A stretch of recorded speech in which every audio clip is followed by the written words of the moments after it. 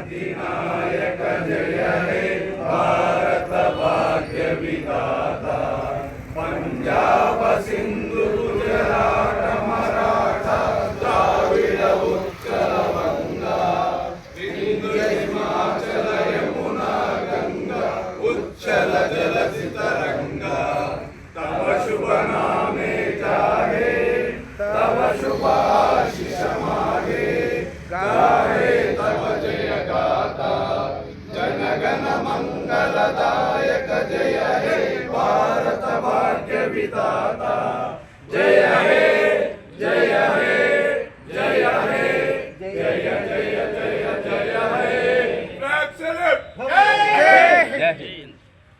ప్రజలందరికీ మరీ ముఖ్యంగా ఈ రాష్ట్ర ప్రజలకి తెలుగు నియోజకవర్గ ప్రజలకి 77వ గణతంత్ర దినోత్సవ సందర్భంగా హృదయపూర్వక శుభాకాంక్షలు తెలియజేస్తున్నాను. ఎందరో త్యాగమూర్తుల త్యాగ ఫలితమే ఈరోజు మేమంతా ఈ గణతంత్ర దినోత్సవం జరుపుకోవడం జరుగుతూ ఉంది. 1947లో మాకు ఇండిపెండెన్స్ వస్తే రాజ్యాంగం గణతంత్ర దినోత్సవం అనే పదం 1950 జనవరి 26వ తేదీన వచ్చింది. అదే ఈరోజు మేమంతా జరుపుకుంటున్నాం. దాదాపు 2 సంవత్సరాల 11 నెలల 18 రోజుల పాటు డాక్టర్ బాబాసాహెబ్ అంబేద్కర్ ఈ రాజ్యాంగం ఎలా ఉండాలి, ఈ భారతదేశంలో ప్రజలు ఎలా బతకాలి, ప్రతి ఒక్కరికి ఎలా రైట్స్ ఉండాలి అనే దానిపైన అధ్యయనం చేసి ఆయన రాసిన రాజ్యాంగం అమలు చేసిన రోజు జనవరి 26వ తేదీ. దానికే మేము గణతంత్ర దినోత్సవం అని చెప్పుకోవడం జరుగుతోంది.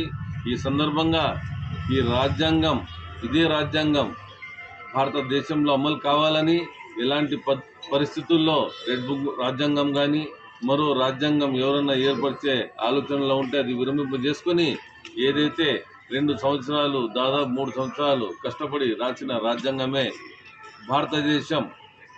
భారతదేశంలో అమలు కావాలని కూడా ఈ సందర్భంగా ప్రతి ఒక్కరికి నేను విన్నవించుకుంటున్నాను. అలాగే కూటమి ప్రభుత్వం వచ్చినప్పటి నుంచి ఈ రాజ్యాంగాన్ని పక్కన పెట్టి రెడ్ బుక్ రాజ్యాంగం అని అమలు చేస్తున్నారు. ఆ రెడ్ బుక్ రాజ్యాంగం ప్రతి ఒక్కరికి వారి హక్కులను కాలరాస్తుంది. అలా కాకుండా ఆ రెడ్ బుక్ రాజ్యాంగం వాళ్ళ ఇండ్లలో పెట్టుకొని భారత రాజ్యాంగ నిర్మాత బాబాసాహెబ్ అంబేద్కర్ ఆ రోజు రాసిన బుక్కుని, అది బుక్కు కాదు ఒక గ్రంథం, ప్రతి ఒక్కరు దాన్ని మర్యాదించాలి, ఆ రాజ్యాంగమే అమలు కావాలని కూడా ఈ సందర్భంగా మేము డిమాండ్ చేస్తూ రానున్న రోజుల్లో వైఎస్ఆర్సీపీ ప్రభుత్వం తప్పకుండా వస్తుంది. జగన్మోహన్ రెడ్డి గారు ఈ రాజ్యాంగాన్ని తప్పకుండా అమలు చేస్తారని, ముందుగానే అమలు చేశారని ఈ సందర్భంగా తెలియజేస్తూ మరొకసారి కదిరి నియోజకవర్గ ప్రజలకు అలాగే దేశ ప్రజలకు గణతంత్ర దినోత్సవ శుభాకాంక్షలు తెలియజేస్తున్నాను. ఈరోజు 77వ గణతంత్ర దినోత్సవం సందర్భంగా దేశ ప్రజలకందరికీ కూడా గణతంత్ర దినోత్సవ శుభాకాంక్షలు తెలియజేసుకుంటూ, ముఖ్యంగా ఆనాడు బ్రిటిషర్ కాలం నుండి మనం విముక్తి పొందడానికి ఎంతోమంది మానవ ప్రాణాలకు త్యాగించి ఆ రోజు వారు చేసిన త్యాగాల ఫలితం మనకు 1947లో ఆగస్టు 17న స్వాతంత్రం వచ్చినా కూడా మన దేశంలో మనం ఏ విధంగా జీవించాలి, మన హక్కులు ఏ విధంగా మనం పొందాలని చెప్పి భారత రాజ్యాంగ నిర్మాత డాక్టర్ బాబాసాహెబ్ అంబేద్కర్ గారు ప్రపంచంలో అన్ని ప్రాంతాలు తిరిగి అక్కడికంటే మెరుగైన విధంగా మనం పాలించాలని చెప్పి ఆయన ఆశయంతో ఏదైతే రాజ్యాంగ రూపకల్పన ఆయన మన డాక్టర్ భారత రత్న బిఆర్ అంబేద్కర్ గారు ఆయన రచించిన రాజ్యాంగాన్ని 1950లో జనవరి 26వ తేదీన మనకు రాజ్యాంగం కల్పించడం జరిగింది. కాబట్టి మనమందరూ కూడా ఈ యొక్క భారతదేశంలో స్వేచ్ఛ స్వాతంత్రంగా కుల మతాలకు అతీతంగా ప్రతి ఒక్కరు కూడా కలిసి జీవించే విధంగా ఆయన రాజ్యాంగం నిర్మాణం జరిగింది కాబట్టి ఈరోజు మనమందరూ కూడా ఈ భారతదేశంలో సుఖ సంతోషాలతో ఉన్నాం. కాబట్టి మరొకసారి భారతదేశ ప్రజలకందరికీ, రాష్ట్ర ప్రజలకి, మరీ ముఖ్యంగా కదిరి నియోజక ప్రజలందరికీ కూడా గణతంత్ర దినోత్సవ శుభాకాంక్షలు తెలియజేసుకుంటున్నాం. దేశ ప్రజలందరికీ గణతంత్ర దినోత్సవ శుభాకాంక్షలు. దేశ ప్రజలందరికీ గణతంత్ర దినోత్సవ శుభాకాంక్షలు. ఏదైతే ప్రపంచ అన్ని దేశాలపైన అతి పెద్దదైనటువంటి లిఖితపూర్వమైన రాజ్యాంగాన్ని 1950 జనవరి 26వ తేదీన భారతదేశం అమలు చేయడం జరిగింది. ఈ రాజ్యాంగం మనకి హక్కులను ఇస్తుంది, ఈ రాజ్యాంగం మనకి బాధ్యతలను ఇస్తుంది, ఈ రాజ్యాంగం మనకి స్వతంత్రాన్ని ఇచ్చిందని చెప్పేసి ఈ సందర్భంగా తెలియజేసుకుంటూ, ఏదైతే ఈ రాజ్యాంగం మన హక్కులను మన బాధ్యతలను ఇచ్చిందో, కానీ ఈరోజు నేటి పాలకులైనటువంటి కూటమి ప్రభుత్వం ఈ రాజ్యాంగాన్ని పక్కన పెట్టి రెడ్ బుక్ రాజ్యాంగంతో ఈ రాష్ట్రంలో అనేక అరాచక పాలన చేస్తూ ఉంది. ఈ అరాచక పాలన పోవాలంటే, మళ్ళీ భారత రాజ్యాంగం ఈ రాష్ట్రంలో విరజిల్లాలంటే జగన్మోహన్ రెడ్డి నాయకత్వంలో వైఎస్ఆర్ కాంగ్రెస్ పార్టీ అధికారంలో ఉండాలి. జగన్మోహన్ రెడ్డి గారు ముఖ్యమంత్రిగా ఉంటేనే తప్ప ఈ రాజ్యాంగం ఏదైతే బిఆర్ అంబేద్కర్ ఆశయాలు ముందుకు వెళ్ళవని చెప్పేసి సందర్భంగా తెలియజేసుకుంటూ, మరొక్కసారి వైఎస్ఆర్ కాంగ్రెస్ పార్టీ కుటుంబ సభ్యులందరికీ రాజ్యాంగ దినోత్సవ శుభాకాంక్షలు తెలియజేసుకుంటున్నాం. ఈరోజు 77వ గణతంత్ర దినోత్సవాన్ని పురస్కరించుకొని కదిరి నియోజకవర్గ వైఎస్ఆర్ శ్రేణులు, కదిరి నియోజకవర్గ సమన్వయకర్త శ్రీ హాజీ మక్బూల్ సాహెబ్ ఆధ్వర్యంలో ఈ గణతంత్ర దినోత్సవాన్ని అత్యంత వేడుకగా జరుపుకోవడం జరుగుతుంది. గణం అంటే ప్రజలు, తంత్రం అంటే పరిపాలన అని, గణతంత్రం అంటే ప్రజల కోసం పరిపాలన అన్నటువంటి విధానాన్ని మనం తీసుకురావడం జరిగింది.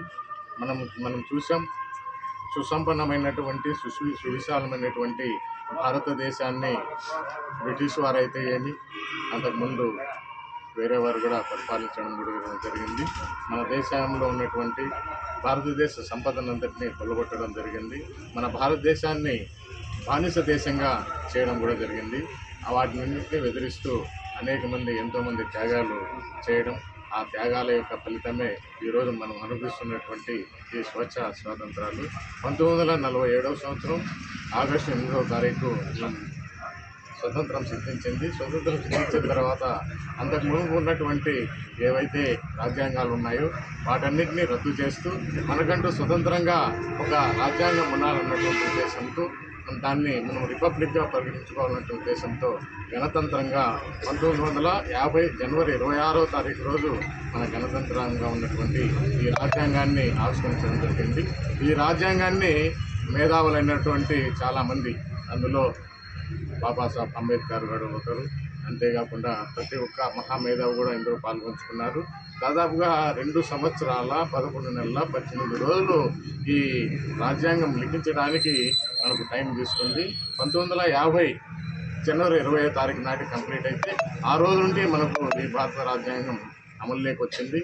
ఇది భారత రాజ్యాంగం మనకు హిందువులకు ఏదైతే మత గ్రంథాలు ఉన్నాయో, ముస్లిమ్స్కి ఏదైతే మత గ్రంథాలు ఉన్నాయో, అలాగే క్రిస్టియన్స్కి ఏదైతే మత గ్రంథాలు ఉన్నాయో, అలాగే పార్షియాకి ఏదైతే మత గ్రంథాలు ఉన్నాయో, వాటి మతాలకు కులాలకు వాళ్ళకు సంబంధించిన గ్రంథాలు కాకుండా ఇది కులానికి అతీతంగా, మతానికి అతీతంగా, ప్రతిదానికి అతీతంగా భారతదేశానికంటూ ఒక గ్రంథం అంటూ ఏదైతే ఉందంటే అది కేవలం కాన్స్టిట్యున్సీ అన్నటువంటిది, భారత రాజ్యాంగం అన్నటువంటిది కూడా మనం గర్వంగా చెప్పుకోగలుగుతాం. ఈ భారత రాజ్యాంగాన్ని అనుసరించే చట్టాలు ఉన్నాయి. ఈ చట్టానికి వ్యతిరేకించి ఎవరు కూడా పోవడానికి అవకాశం లేదు.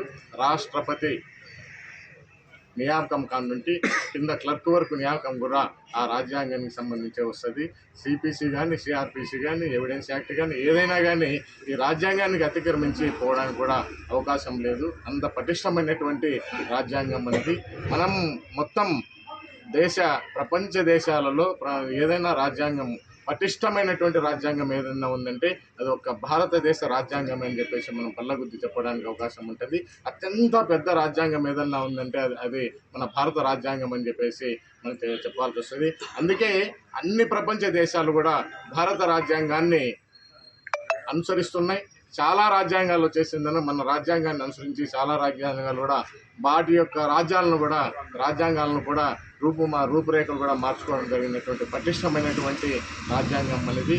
కాబట్టి ఈ రాజ్యాంగాన్ని మనం గౌరవించాలి. ఈ రాజ్యాంగంలో ఉన్నటువంటి ఆ వేదికలు పొందికలు వాటి ఆర్టికల్స్ ప్రకారమే మనం ఈరోజు స్వేచ్ఛగా జీవిస్తున్నాం, స్వేచ్ఛ వాతావరణంలో ఉన్నాం, స్వేచ్ఛగా మాట్లాడగలుగుతున్నాం, స్వేచ్ఛగా మనం తిరగగలుగుతున్నామంటే కేవలం మనకు రాజ్యాంగం ఇచ్చినటువంటి హక్కు, రాజ్యాంగం కల్పించినటువంటి భద్రత మాత్రమే అని చెప్పేసి నేను ఈ విధంగా తెలియజేస్తున్నాం. ఇప్పుడు మనం చూస్తున్నాం ఈ కూటమి ప్రభుత్వం ఈ రాజ్యాంగాన్ని తొంగలో తొక్కి వారు స్వతంత్రంగా రెడ్ బుక్ రాజ్యాంగం అన్నటువంటి ఒక రాజ్యాంగాన్ని పెట్టి స్వేచ్ఛకు భంగం కలిగిస్తున్నారు. ఏదైనా ఒక చిన్న పోస్ట్ పెడితే కూడా ఆ పోస్ట్ పెట్టి కూడా ఒక కేసు పెట్టి లోపల వేసి భయభ్రాంతులు గురి చేస్తున్నటువంటి పరిస్థితి ఉంది. కాబట్టి మేము రాజ్యాంగాన్ని నమ్మాం, ఆ రాజ్యాంగం మాకు ప్రొటెక్షన్ ఇస్తుందని చెప్పేసి చూస్తున్నాం. మా పైన పెడుతున్నటువంటి తప్పుడు కేసులను కూడా రాజ్యాంగం మాకు కల్పిస్తుందని చెప్పేసి మేము ఆశిస్తున్నాం. చట్టాలు మాకు ప్రొటెక్షన్ ఇస్తాయని చెప్పేసి ఆశిస్తున్నాం. ఇప్పటికైనా ఈ తారీఖు నుండి అయినా కూడా ఈ ఏదైతే వైఎస్ఆర్సీపీ శ్రేణుల పైన కక్ష సాధింపు చర్యతో రెడ్ బుక్ రాజ్యాంగం అనేటువంటిది ఏదైతే అమలు పరుస్తున్నాడో వాటిని మీరు కొంచెం ఆలోచన చేసి అలాంటివి ఈ రాజ్యాంగం ముందు తుక్కు అని చెప్పేసి నేను తెలియజేసుకోవాల్సిందిగా కోరుతున్నాం. ఎనీహౌ భారత రాజ్యాంగం మనకు గొప్పది. భారత రాజ్యాంగాన్ని అందరం గర్విస్తాం. భారత రాజ్యాంగం ఎవరైతే ప్రిపేర్ చేస్తారో వారందరూ కూడా మంచావాచ కర్మణ మనమందరం కూడా వాళ్ళకు మనసులో స్మరించుకుంటూ వాళ్ళకి సెల్యూట్ చేయవలసిన ఆవశ్యకత ఉంది. అలాగే భారత రాజ్యాంగం అడుగుజాడల్లో కూడా మన భారతమాత రక్షించబడుతోంది. ఆ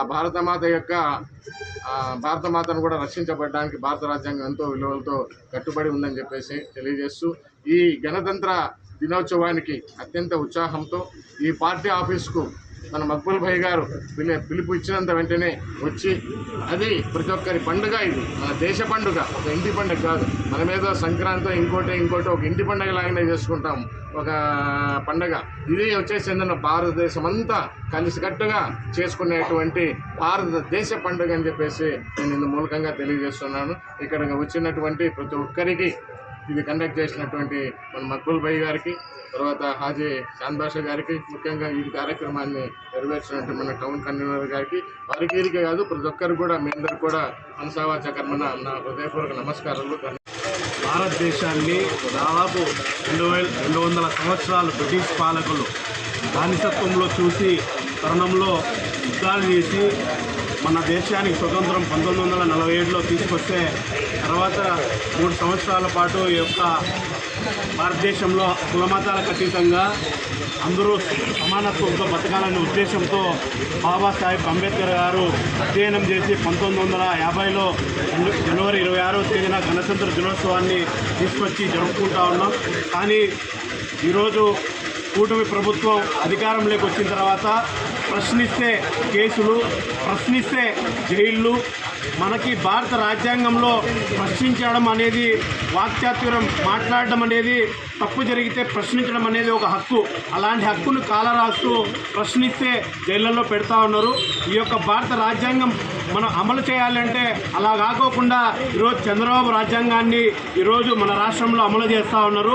చంద్రబాబు గారు అయితే అబద్ధాలు చెప్పొచ్చు. ఉదాహరణకి మొన్ననే తిరుపతిలో తిరుమలలో లడ్డు కల్తీ జరిగిందని చెప్పి ఈ యొక్క రాష్ట్ర ప్రజల్ని, దేశ ప్రజల్ని, ప్రపంచవ్యాప్తంగా ఈ యొక్క తెలుగు వారిని అవమానపరిచే విధంగా, దేవతలను అవమానపరిచే విధంగా ఈరోజు అబద్ధాలు చెప్పి మోసం చేసి ఈరోజు మళ్ళీ సుప్రీంకోర్టులో ఎక్కడ కూడా ఈ యొక్క కల్తీ జరగలేదని చెప్పడం జరిగింది. ఇది ఒక్క ఉదాహరణ చాలు ఈ యొక్క చంద్రబాబు రాజ్యాంగం అమలు అవుతుందనడానికి.